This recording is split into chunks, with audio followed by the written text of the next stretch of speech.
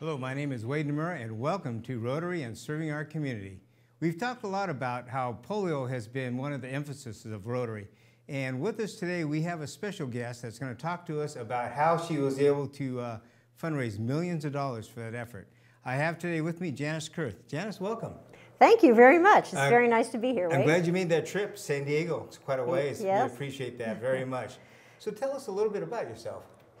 I am trained as a physician and scientist and have a family, and not too long ago, really just 14 years, my neighbor invited me to be a part of Rotary, and that really changed my life. I was at a stage where I didn't have so much to keep me busy anymore. My children were getting older. She made that invitation, and I went to a Rotary meeting, and I drank the Kool-Aid, and I've been involved ever since. 14 years, wow. 14 years, about same as yes. me. I think I've been in 14 years also. Now, you served as a governor last year, was it? Yes, I did. And tell us a little bit about that experience. Oh, it was an absolutely fantastic year. There's nothing better than being a part of a great Rotary Club than being a part of a great Rotary District. And getting to be associated with 67 clubs and hearing about all the wonderful things they do and helping to lead people in their Rotary efforts, it was just a joy. Very busy time, but really it was all fun and very, very fulfilling. And we accomplished a lot during our year as well. You sure did, quite a bit. So tell us a little bit about Rotary, how that got into your life, how you got involved, and what kept you engaged in that. Well, when I went to my first Rotary Club meeting, I had no idea what to expect. And I really sort of went just to honor and as a thank you for my neighbor who invited me. And I immediately saw how people were connecting. I heard that there were people stood up and introduced themselves, and there were lawyers and doctors and teachers and all different people from my community. And I realized that they weren't all either people I worked with, parents of my children's friends, or my immediate neighbors, because that's really the only people I knew in my community at that point in time. So that was very exciting to me. And then I heard lots of things about the projects they did, and then towards the end of the meeting, they talked about the worldwide eradication effort for polio that Rotary's been involved in.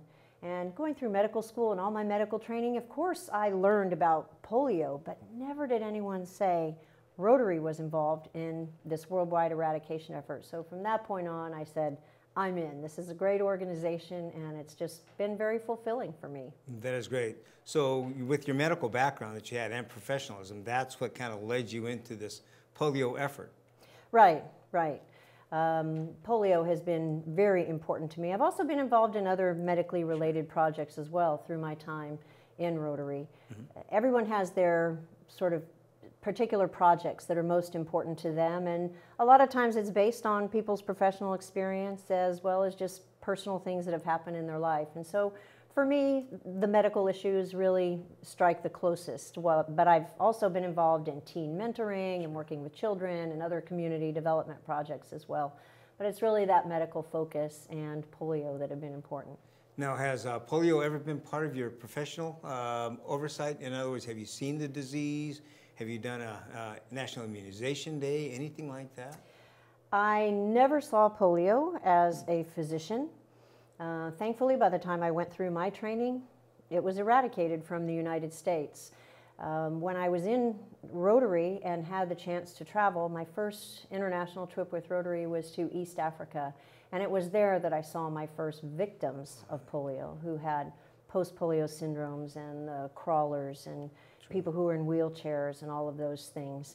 Of course, I'd seen pictures and was familiar with the whole process before that, but actually seeing those people and meeting them. And I remember one time very clearly in Uganda meeting a Rotarian who literally crawled into the Rotary meeting with sandals on his hands and sandals on his knees, and then pulled himself up into the chair, and he was there as a Rotarian serving the community, helping to eradicate the disease which affected him, and that was a very emotional experience for me. I can see that. For me, myself, actually, I was a victim of polio. I had polio as a child, and so that's when I found out that polio existed as a child. Completely went away until I joined Rotary. That was, again, 14 years old, like you, and heard about the disease and go, wow, it's still around. That was kind of astonishing to me. Yes. Tell us a little bit about the idea that you came up with, this $1 million dinner. Where did that come from? And Well, it actually started with the district governor that preceded me, Louise Andres. She came up with the idea that I'd like to do $1 million dinner during my year as district governor. So we had a group of people, district leaders, come together and start talking about this idea. And one of the people that we involved was Steve Brown, who at the time was a trustee of the Rotary Foundation. And we started talking, we said, $1 million dinner, we can go bigger than that. Because we had clubs in our district that were already working very hard on getting bequests, and quite honestly, we'd already passed the $1 million goal for that year, and we knew that. Wow. So we started talking, and over a series of meetings, our goal kept increasing and increasing. And then we were in a meeting once, and Steve literally got an email on his phone, which he opened during our meeting, and realized that we had just gotten a multi-million-dollar donation from one of our Rotarians. So right then and there in our meeting, we upped our goal and decided that rather than this being just a one-year effort, we would make it a multi-year effort, and we had a goal of $15 million to raise for the Rotary Foundation. Wow. And the plan was to begin immediately, July 1st of 14, and then to have a large gala in 16. Wow. Okay, that is outstanding. Pretty ambitious, I would think, on your part, but it sounds to me like... I didn't do it alone. It was a group effort. Oh, that is good. That definitely helps.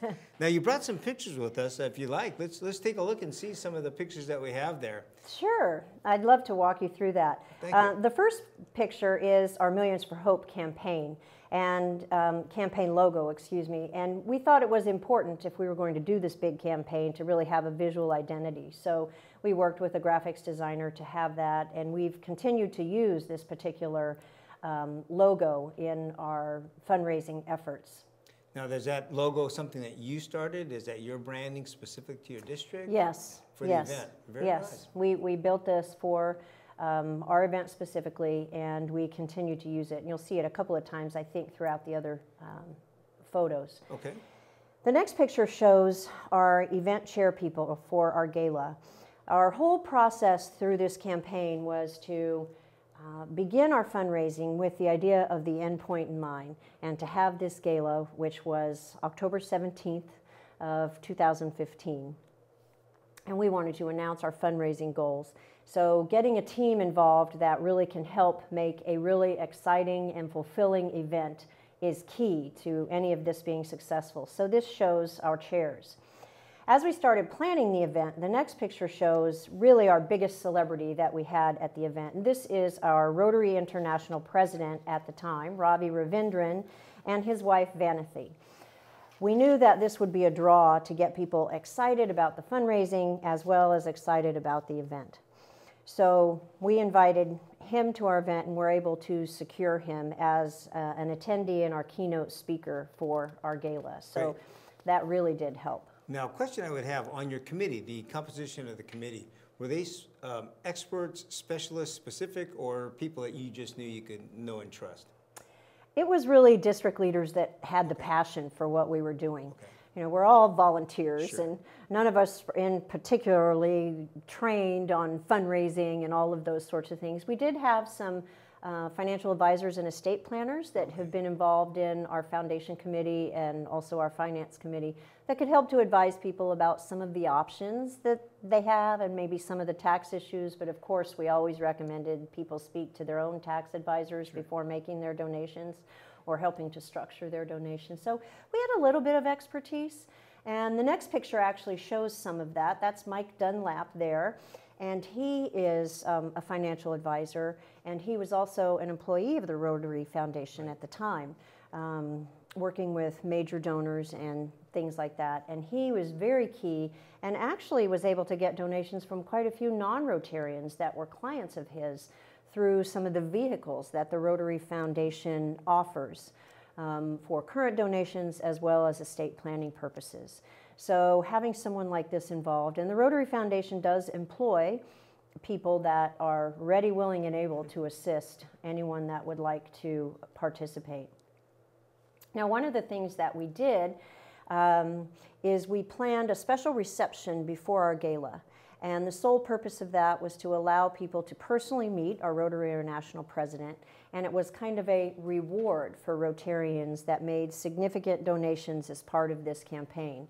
And our definition of a significant donation was $10,000 of a new donation in cash or a new bequest to the Rotary Foundation of $25,000. So anyone that gave at that level or greater was invited to this special reception. We also invited our Arch Clump Society members and some other very significant donors from our district. Now, this was right before the event itself then? Yes, this was a reception right before the event. The next picture shows Steve Brown, our trustee, as well as our Rotary International president. And I particularly like this picture because if you look in the background, you see the Del Mar racetrack, which is where we held this event. So we're looking to the infield. And it was just a very beautiful location for us to do this event. The next picture shows something that I think was an important part of our event. A couple of things I'd like to point out. First of all, we did a stamp and repeat, and you'll notice the symbol for Citizens Business Bank, their logo. They were a significant sponsor for this event to help us put it on at a cost that was affordable to a lot of Rotarians. And sponsorship for these events, I think, is key. And they were very interested in estate planning business in our community, so it made business sense for them. So they helped us with the event. It also shows something. We had pictures. Each couple that came to the reception got their picture taken with the Rotary International president. So everyone who gave at that significant level has that as a memoir. So how many did you have at the reception, would you say? At the reception, we had about 150 people. Wow, that's a good-sized reception. Yes, it was. And those are the VIPs? Those were VIPs as well as district leaders and the significant donors to the campaign. Okay. The next picture shows Steve Brown with Terry Castor, who was a significant contributor to our campaign, and those are his family members. Oh, okay. We did have a couple of very significant donors to this campaign, which is, this was in fact the gentleman who made the donation that we received during the meeting that I spoke about a little bit sooner. Okay. Good. So he has been a very strong supporter of the Rotary Foundation, and having one or two people in your district that you can identify that really do that is very helpful. The next picture shows someone that's very important. This is past District Governor Wayne Cusick and his wife. A lot of people don't realize this, but Wayne is the founder of the Paul Harris Society. It was his idea in the beginning to have this. It started out as a Rotary District 5340 designation for people who give $1,000 to the foundation every year. And it took off, and now it has become an officially sanctioned Rotary Foundation giving level. And it came out of our district. So we're very proud of Wayne and some of the ideas that he had. And of course, he's there with the Rotary International president. So everyone had their chance, picture taken with the president at the end of the reception, and then we went into our big gala. The next picture shows a large overview of our gala room. We had one of the largest district events that we've had in our district ever. We had 587 attendees at this gala, so we literally filled the entire Mission Tower room at the Del Mar Fairgrounds to capacity. The next picture is another shot. You can see some things with the decoration. It was very important to make it festive. So there's a few things I'd like to show you with regard to that. You can see the table decorations, the colors.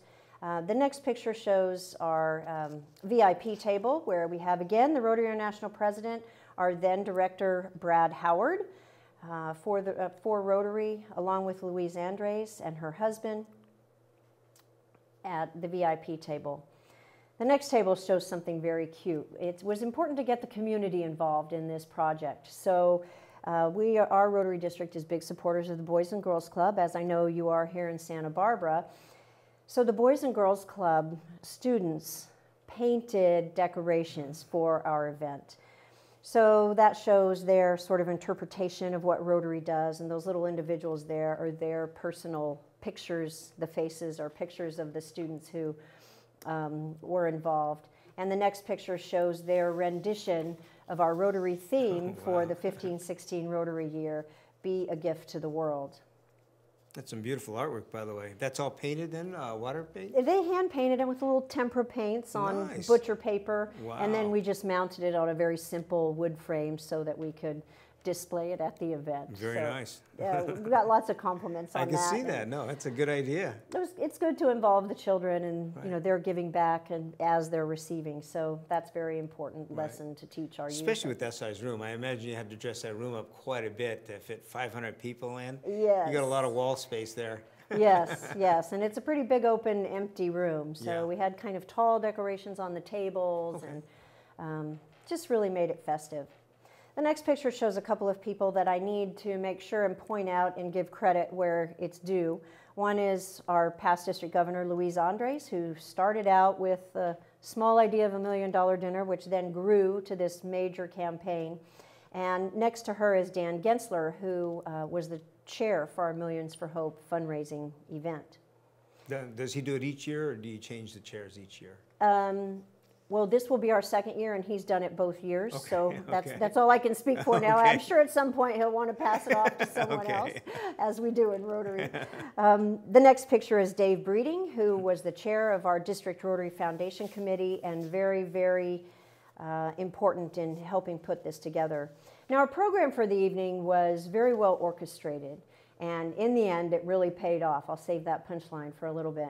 How we worked the evening is we kind of gave a little bit of history, and we announced bit by bit how our fundraising goals were progressing. So the next slide shows our first announcement, where we showed our fundraising results as of January 31st of 2015. At that point in time, we had $2.4 million, and Dave Breeding made that announcement.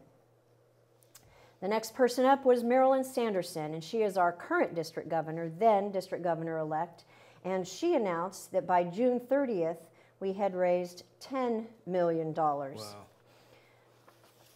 At that point in time, we had a little bit of show business going on, and there was a surprise appearance, as shown in the next picture, of the Blues Brothers, who came dancing in from the back of the room with loud music and lots of applause, and people were singing and having a great time.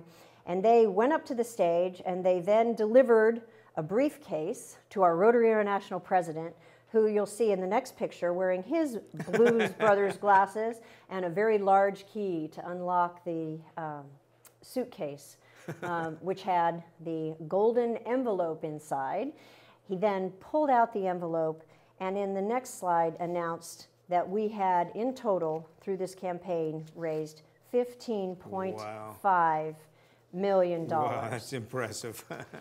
And the next slide shows the big celebration that ensued. We did a big balloon drop to add drama, came down, the music went up, everything was very exciting, but the best was yet to come. Shortly after this picture was taken, our district leaders that you see up there on stage, we danced our way out to the dance floor, and we're celebrating and having a good time. And all of a sudden, onto the microphone comes our Rotary International President, Ravi, and he says, "Ladies and gentlemen," well, all of us that planned the event knew this was not supposed to happen. And we didn't know what was going on, really worried that something was wrong. And he proceeded to announce that a very generous Rotarian had come up after we made this big announcement and this big celebration with the balloon drop and matched our $15.5 million fundraising goal. Wow, that is huge. So in a single instant, we went from $15.5 million to $31 million in fundraising for the Rotary Foundation. That is impressive. So the final slide shows everybody dancing and celebrating and having an amazing time. And you know, one of the lessons that I think I learned that night is when you put on an event to celebrate something successful, it really gets people energized to a level that increases people's incentive to continue to support whatever your cause is.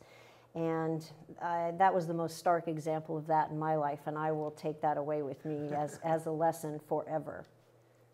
That, wow, $31 million. That is astonishing. Like, Congratulations to you for that. Now, does that number include the match by the Gates Foundation, or is that going to be again multiplied?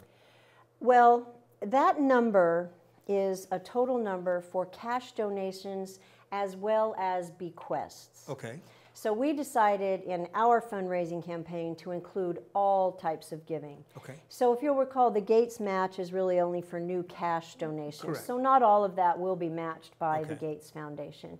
And in fact, some of our largest donations were bequests of $1 million, $2 million.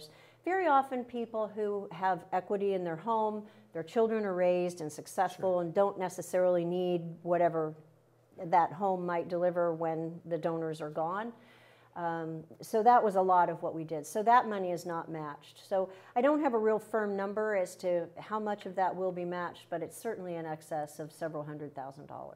I think well beyond Yes. that would be my guess. You probably have, well, probably a good another $10 million there at least, because it's a 2-to-1, correct? Right, right. So tell me about this. Had you ever imagined that doing a fundraiser as a dinner would come to something like this, have that kind of result? It was a complete surprise to me.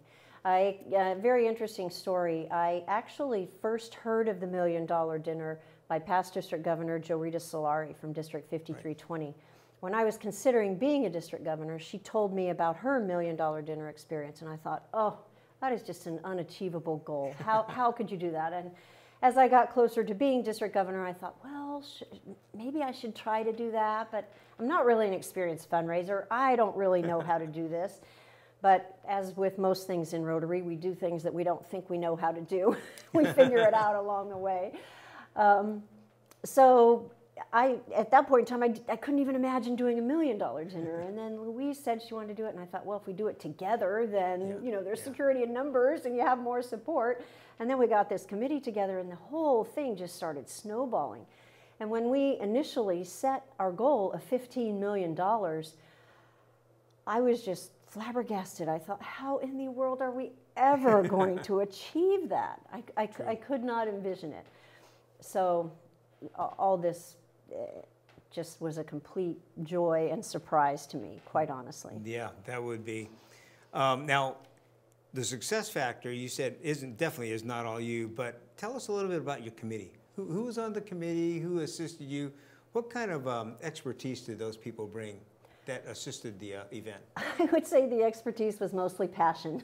Okay. That's the single biggest ingredient. We did have some people with some financial planning background. We certainly had Steve Brown helping us, having been a trustee for the Rotary Foundation.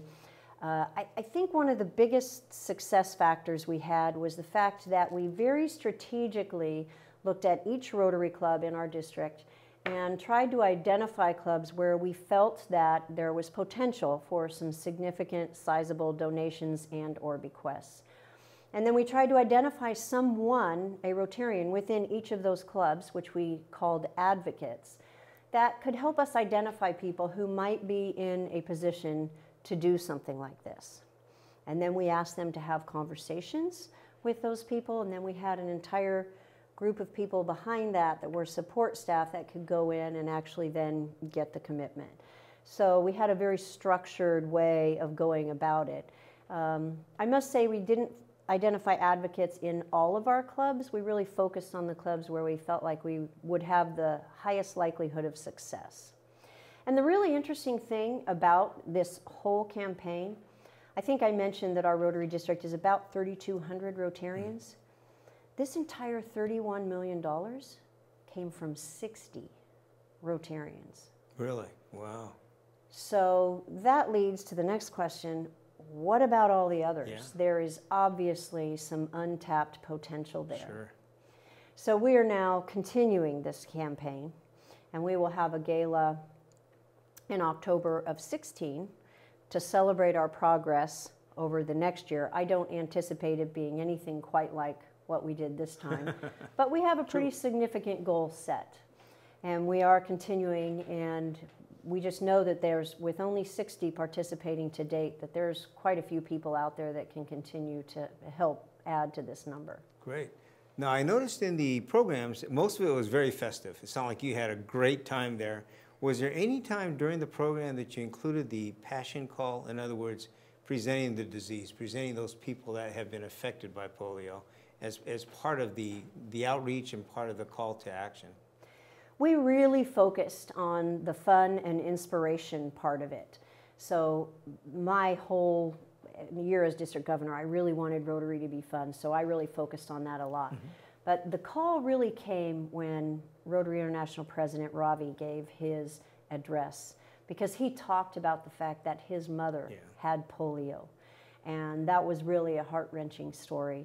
And then he also expanded his presentation and talked about some of the experiences that he had as he travels throughout the Rotary world and seeing some of the good that the Rotary Foundation has done.